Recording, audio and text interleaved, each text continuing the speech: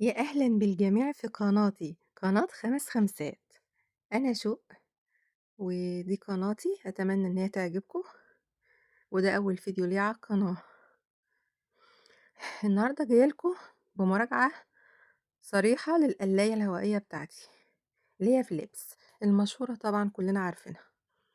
هنشوف مع بعض ال5 مميزات اللي تخليكي تشتريها، وال5 عيوب مهمة جدا لازم تعرفيها. يلا نبدأ ونشوف. دلوقتي أنا مصورة وأنا بعمل فيها.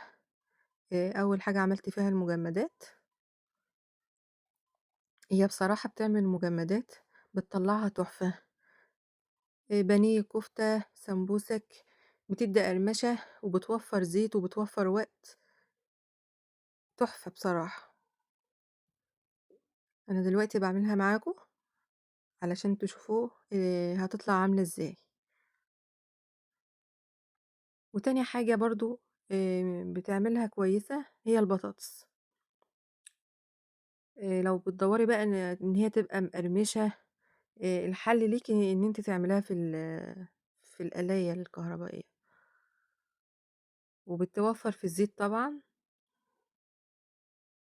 أنا هاقشّر معاكم دلوقتي البطاطس، وباستنى بس لمّا الفراخ تخلّص وبعدين أحُط البطاطس. تالت حاجة بصراحة جرّبتها وطلعت تحفة وعجبتني جدًا، كانت السمك. بتسوّي السمك زي بالضبط لمّا بتكوني بتقليه في الزيت، وبيطلع طري وما بيلزّقش في السَلّة بتاعته،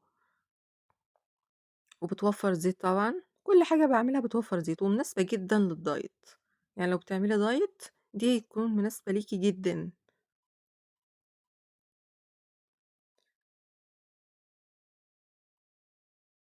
وبصراحة ريّحتني. يعني لمّا يكون مش عندي زيت باستخدمها دايمًا بصراحة. والتحكُّم فيها سهل. يعني أنتِ شايفة قدّامِك أهو، هو touch قدّامِك كذا اختيار، سهل جدًا إن أنتِ تعملي عليها. إنّما بقى عيوبها إيه؟ طبعًا أول حاجة هنتكلّم، أول عيب هو السخونية. ما فيش أمان. يعني لو عندِك أطفال خلّيها بعيدة، لإنّها بتكون سخنة من برّه وبتكون خطر جدًا. الجسم اللي هو الجسم الخارجي بتاعها بيكون سخن، وبتبقى خطر على الأطفال. وتنضيفها طبعًا صعب. صعب جدًا ومُتعب. لو أنتِ ما استخدمتيش الورق الزبدة الخاص بيها، الدهون بتلزق فيها وبتاخد مجهود كبير جدًا التنضيف بتاعها. وساعات في حاجات أكلات النتيجة بتاعة الطهي بتاعتها بتكون مش مثالية لكل الأكلات بصراحة. يعني أنا جرّبت البيض وهاجرّبه معاكم دلوقتي. لو ما حطيتش ورق زبدة، طبعًا أنتم عارفين ما ينفعش البيض من غير الورق الزبدة للقلاية. بيطلع ناشف ومش بيعجبني بصراحة. ورابع حاجة الفيشة قصيّرة، ودي مشكلة. بتخلّينا مضطرين دايمًا إن إحنا نستخدم وصلة كهربا عشان تقدري تحرّكيها.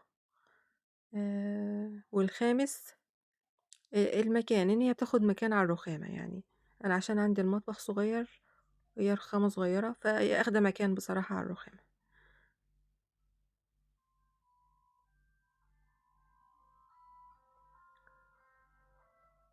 طيب بعد كل المميزات والعيوب دي اللي أنا قُلتها، هل القلاية تستاهل إن أنتِ تجيبيها والّا لأ؟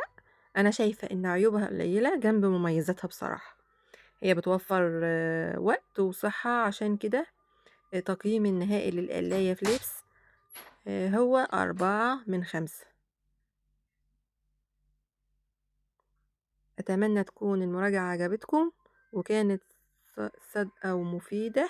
لو عندِك القلاية دي شاركوني رأيكم في الكومنتات، وما تنسوش يا حبايبي تعملوا لايك للفيديو واشتركوا في القناة 5 خمسات عشان تشوفوا مراجعتنا الجاية. أشوفكم على خير.